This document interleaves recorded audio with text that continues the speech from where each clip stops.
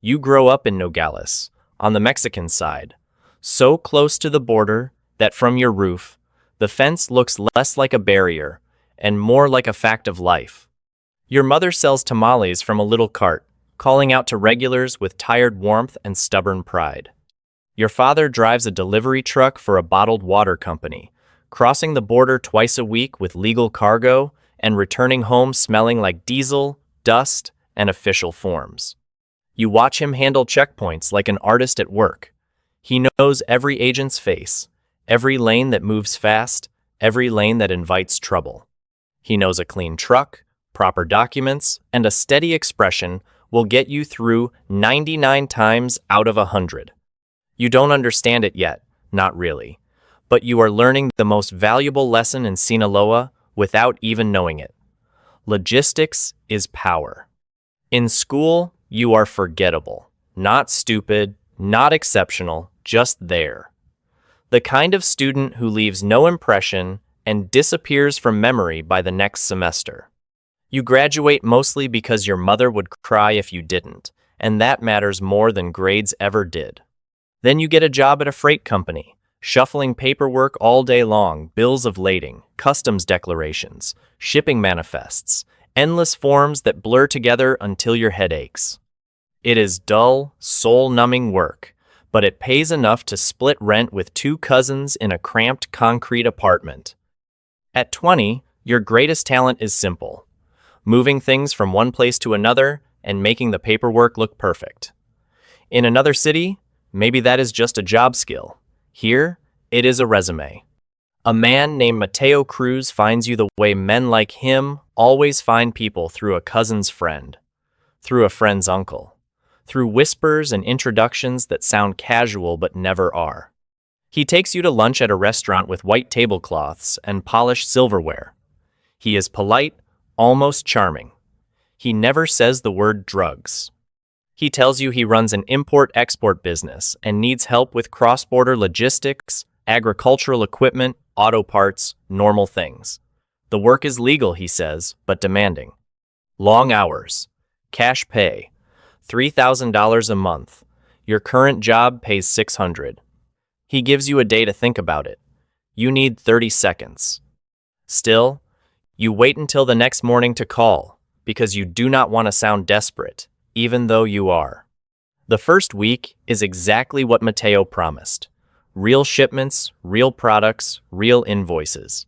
You reconcile documents, schedule trucks, correct small errors, keep things moving. It is boring. Legitimate. Clean. But by the third week, something begins to itch at the back of your mind. Every fifth shipment weighs more than the manifest says it should. Not much more 40 kilos, maybe 60. The seals match, the paperwork is flawless, but the trucks sit lower, just a little, maybe half an inch. Most people would miss it. You do not, because your father taught you how to read a truck the way some fathers teach their children how to read a clock. You notice. You say nothing. Mateo notices that you noticed and that you kept quiet. That is your real second interview, and you pass it without opening your mouth. In your second month, he takes you to another warehouse outside the city. Not the clean facility with an office and coffee machine. This one is rough concrete, tin roof, hard light from buzzing fluorescent tubes. 3 men work under that light with scales, sealers, gloves, and calipers. The agricultural equipment is real. The auto parts are real. And the extra 40 to 60 kilos? Methamphetamine, packed inside the hollow frames of tractor attachments, sealed so carefully and painted so precisely, the welds look original. You stand there watching, your stomach tight, and realize this is not chaos or recklessness. It is manufacturing. It is quality control. It is a system. Mateo asks if you have questions. You have 100 questions, but the one that comes out is, how do we avoid the dogs? He smiles when you say we. That is how you know the door has closed behind you. He explains it with calm confidence. Triple vacuum sealing, solvent wipes to remove residue, industrial adhesive, petroleum-based coating that smells like machine grease. To a canine, it reads as equipment. To an X-ray, it reads as metal. The only way to find it is to tear the cargo apart piece by piece, and nobody tears apart a legal shipment with perfect documents from a company that has crossed the border for 6 years without a single red flag. You are not smuggling drugs, not in the language your mind starts using to protect itself. You are shipping office supplies with a hidden drawer. Your role evolves quickly. You do not touch the product. You do not drive the trucks. You plan, you schedule. You solve problems before they become disasters. Matteo gives you a border map and tells you to learn it the way a pilot learns airspace. So you do. You memorize crossing points, traffic rhythms, checkpoint shift changes, which lanes use X-ray and which do not, which agents are sharp, which are tired, which are just trying to survive the end of a long shift. You build a calendar. Tuesdays and Thursdays are best. Early mornings, between 6 and 9, are even better. Agents are still waking up, commercial traffic is heavy, and routine becomes camouflage. You never send 2 shipments through the same crossing in the same week. You rotate among Nogales, Lukeville, and San Luis. 3 ports. 3 identities. 3 sets of paperwork so clean they could hang in frames. Once the product reaches U.S. soil, the game becomes more complicated. The receiving side is a chain of stash houses in Phoenix, Tucson, and Las Vegas. Ordinary homes with lawns, garages, curtains, and neighbors who see nothing but quiet people minding their own business. Inside, there are false walls, hidden spaces, scales, packaging tables. The product is weighed, broken into smaller amounts, and handed off to local distributors for the last mile. You never see those houses yourself. You work through encrypted messages on phones that are rotated every 10 days. You assign shipment codes, dates, quantities. When a local crew receives everything correctly, they send one word: clean. If something is missing, they send a different word: short. And short becomes the ugliest word in your vocabulary. Worse than threats, worse than shouting, because it means the math is broken, and broken math always demands blood. The first shortage hits in month 4. Phoenix reports a 50-kilo delivery that is 3 kilos light. The driver swears the load was complete. The stash house manager swears it arrived short. Matteo tells you to solve it, not punish anyone. Fix the system, he says. So, you retrace the route. The driver stopped for gas in Casa Grande for 22 minutes. Far longer than necessary. Matteo's people pull security footage. You watch the driver open the rear doors while he is alone, then close them 4 minutes later. That is all the proof you need. He stole the 3 kilos somewhere between Casa Grande and Phoenix. You hand Matteo the timestamps and the video. You do not ask what comes next. 2 weeks later, the driver's cousin calls the warehouse looking for him. Nobody answers. You change protocol immediately. GPS-enabled phones that ping every 60 seconds. Alerts for any stop longer than 8 minutes without approval. The system never comes up short again. You build redundancy into everything. 3 suppliers for each precursor. Backup routes for every crossing. 14 drivers on rotation who never meet each other. Layered encryption. A dead man's switch that wipes every device if a certain phrase is not entered every 48 hours. You think in bottlenecks, contingencies, weak links, and fallback plans. It is the same job your freight company trained you to do. Inventory management, route optimization, loss prevention. The only thing that changed is the product. The spreadsheet still looks the same. Now you are making $10,000 a month. You move out. You rent a small house. Nothing flashy. You buy your mother a better tamale cart with stronger wheels and an insulated compartment. You send your father money for truck repairs. They never ask where it comes from. In Nogales, people do not ask about money. It appears or it doesn't, like weather. Then Matteo brings you into a meeting with a new man. An American in a sharp suit, no tie, dry handshake, empty eyes. He represents the buyer's wholesale. 200 kilos a month for distribution across the Southwest.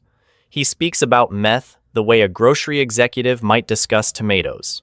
Volume, consistency, delivery windows, product quality.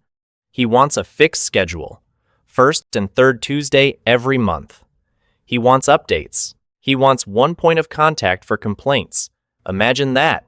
A customer service line for poison. And somehow, that point of contact becomes you. The increase in volume forces you to build a team. You do not choose enforcers or soldiers. You choose quiet competence. You hire Elena, a former taxi dispatcher who can manage drivers and tracking without blinking.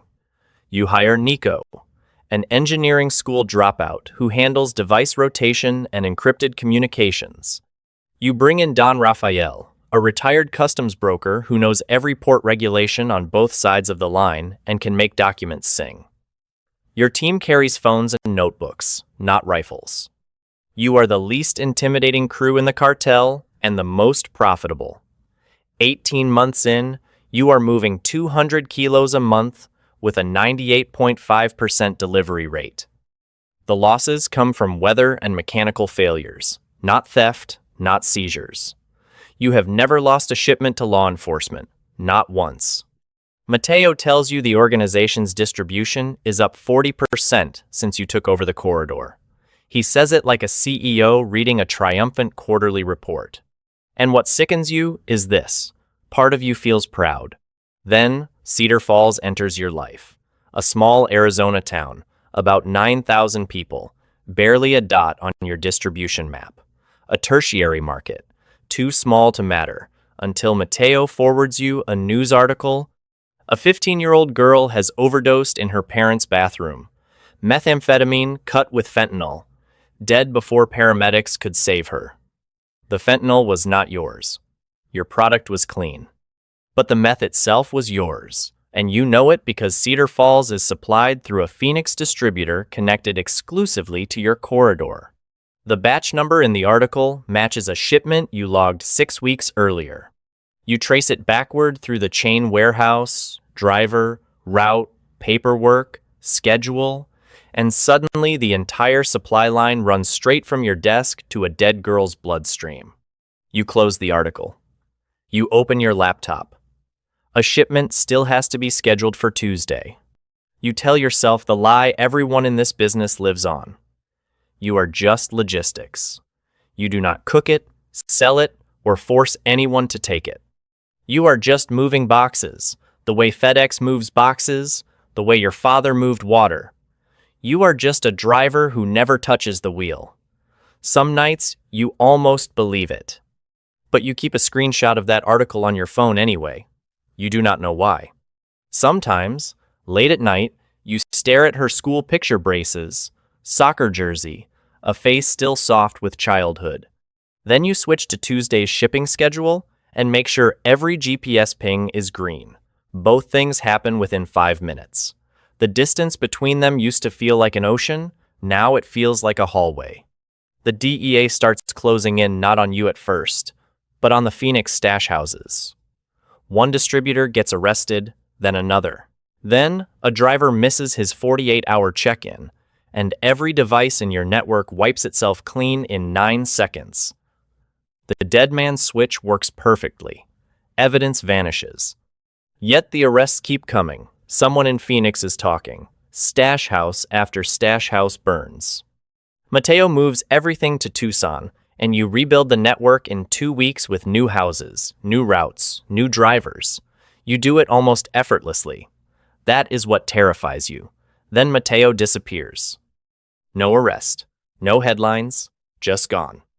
By Thursday, a younger, colder man named Rafael Zamora is sitting in Mateo's chair, saying production continues, distribution continues, and now you answer to him. You know what that means. New management always cleans house. Zamora calls you in and asks for the entire distribution network routes, drivers, stash houses, communication protocols written down on paper. Paper. You have never committed any of it to paper. Everything lives in your head by design. That is your leverage, your protection, your life insurance. The second it exists on paper, you become replaceable. You tell Zamora you will prepare a summary. Instead, you go home, sit at your kitchen table, and think about Mateo, the vanished driver near Casa Grande, the girl in Cedar Falls, the hallway that got too narrow to breathe in. Then you call a number, not Zamora's. A number given to you 8 months earlier by a federal agent who approached you at a gas station in Lukeville, pressed a card into your hand, and told you to call if you ever wanted out. You memorized it and threw the card away. Now he answers on the second ring. You talk for 40 minutes and give him everything: routes, stash houses, schedules, GPS protocols, warehouses, driver rotations, the American buyer with the dry hands, Zamora's name, Zamora's location. 18 months of architecture, 2 years of work, dismantled in one phone call. The raids hit Arizona, Nevada, and Sonora all at once. 41 arrests, 14 stash houses seized, 380 kilos recovered, $22 million in cash. Zamora is arrested at a restaurant in Hermosillo while eating lunch. Elena is picked up at her apartment, Nico too. Don Rafael disappears into Guatemala before anyone reaches his door. Smart man. He planned for the ending long before anyone else did. They relocate you to a small town in Colorado: pine trees, mountain air, a rented apartment above a hardware store. The DEA gets you a job at a shipping company, bills of lading, customs declarations. Shipping manifests. The same desk work you did at 20, the same boredom, only now the products are real car parts and real farm equipment. You still check the weights every time, out of habit, out of reflex, out of something you can never scrub out of yourself. Everything matches. You log it and move on. Your mother thinks you are transferred to a new office. You call her every Sunday. She talks about the tamale cart, says business is good, says the wheels you bought her still hold strong. She says she is proud of you. You listen in silence and say thank you. At home, you keep a notebook full of maps. Not chemistry, not formulas, just routes. Highways, border crossings, delivery points. You draw the network you built, then redraw it with every failure removed. Better routes, fewer stops, tighter timing. You keep optimizing a system that no longer exists because you cannot stop. That is the truth no one puts in the headlines. Cartels do not run on violence alone. Violence is only the human resources department. The machine runs on logistics. Someone has to move the product from lab to street. Someone has to schedule trucks, rotate phones, and make the paperwork match. The men with guns make the news. The one with the spreadsheet makes the whole thing possible. And when it all collapses, he is left in a quiet town with a shipping desk, a notebook full of dead routes, and nowhere for all that precision to go. This story is fiction. But somewhere, right now, a kid at a freight company is staring at a manifest that weighs 40 kilos more than it should. He noticed. The only question is this: will he ask?